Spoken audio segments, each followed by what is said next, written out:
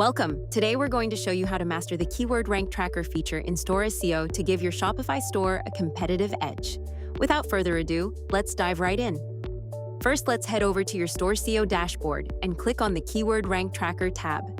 You'll see two primary options here, adding your competitors and adding your keywords.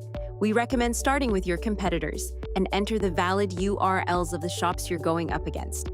You can track up to 5 competitors at a time, and you have the flexibility to delete or swap them out whenever you need to adjust your strategy. Just hit Add to lock them in. Now let's get your own search terms locked in. Click the Add Keywords button to tell the tracker exactly which phrases you want to monitor. To get the most accurate data, use the drop-down menus to get specific. We want to pick the exact location, device type, search engine, and language that your target audience actually uses.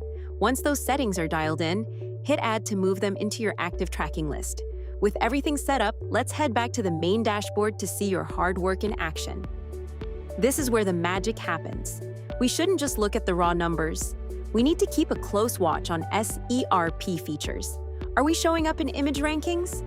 Are we snagging those coveted featured snippets or appearing in the new AI overviews? Finally, use the dashboard to compare your current rankings directly against the competitors we added earlier. This view shows us exactly where we're crushing the competition and where we might need to pivot our SEO strategy. And that's it. That is how easily we can utilize the Keyword Rank Tracker for your Shopify store. If you need any extra assistance, feel free to reach out to our support team.